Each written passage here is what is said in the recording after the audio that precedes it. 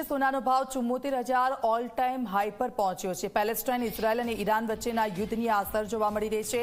Federal બેન્કે વ્યાજના દરમાં કોઈ ભાવ વધારો નથી કર્યો। ફેડરલ બેન્કના નિર્ણયની અસર ગ્રાહકો પર દેખાઈ રહી છે। તો હાલમાં લગ્નની સિઝન પણ શરૂ થઈ ગઈ છે, ત્યારે ગ્રાહકો સોનું ઓછું ખરીદશે તેવો વેપારીઓનો દાવો છે।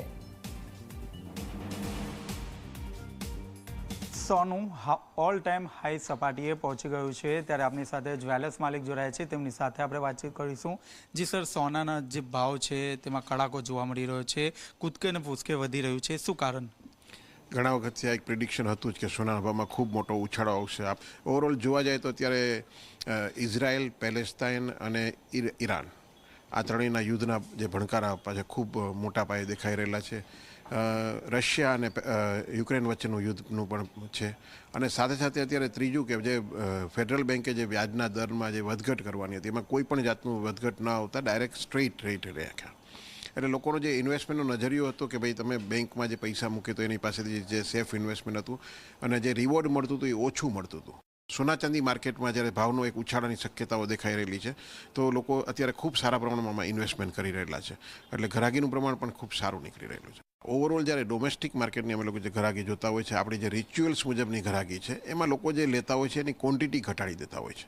લોકો જે પહેલાં 10 ગ્રામ લેતા હતા હવે 6 ગ્રામ લેશે, 8 ગ્રામ લેશે। પણ આપણામાં દરેક લગ્ન પ્રસંગમાં કોઈ પણ પ્રસંગોમાં સોનું એકદમ વણાયેલું છે, એટલે સોના આપણે જરૂરત ખૂબ જ રહેવાની, પણ એનું જે ક્વોન્ટિટી જે છે લોકો જ્યારે બજેટના હિસાબે, રૂપિયાના હિસાબે જેનું બજેટ હશે એ ચોક્કસથી થોડુંક બજેટમાંથી સોનાની ખપત થોડી ઓછી થાય, પણ એની સામે ઇન્વેસ્ટમેન્ટ પર્પઝ ઘણો બધો વધી જતો હોય છે, એટલે ઓવરઓલ એવરેજ આવી જતી હોય છે। જે વર્ગ 10 ગ્રામ સોનું ખરીદતો હશે તે સીધું 6 થી 7 ગ્રામ જેટલું જ સોનું ખરીદશે। જો કે બીજી તરફ જોવા જઈએ તો જે રીતે યુક્રેન વચ્ચે જે રીતે યુદ્ધ ચાલી રહ્યું છે તેની સીધી અસર હાલ જોવા મળી રહ્યા છે। હાલ તો જે રીતે સોનાનો ભાવમાં જે રીતે આસમાને પહોંચી ગયો છે, ત્યારબાદ ક્યાંક ને ક્યાંક ઘરાકી પર તેની અસર જોવા મળી રહી છે। કેમેરામેન વિજય બેસાણા સાથે ચેતન પટેલ, ઝી મીડિયા, સુરત। તો સોનાના ભાવે જે સર્વોચ્ચ સપાટી વટાવી છે। 1 તુલા સોનાનો ભાવ 73,600 રૂપિયા પર પહોંચ્યો છે। એપ્રિલની શરૂઆતમાં 2,400 રૂપિયાનો વધારો થયો છે। માર્ચમાં સોનાના ભાવમાં થયો હતો 5,700 રૂપિયાનો વધારો। સોનાના ભાવમાં વધારાથી બજારમાં મંદીનો માહોલ છે। MCX પર પહેલીવાર સોનાનો ભાવ 73,000ને પાર પહોંચી ગયો છે।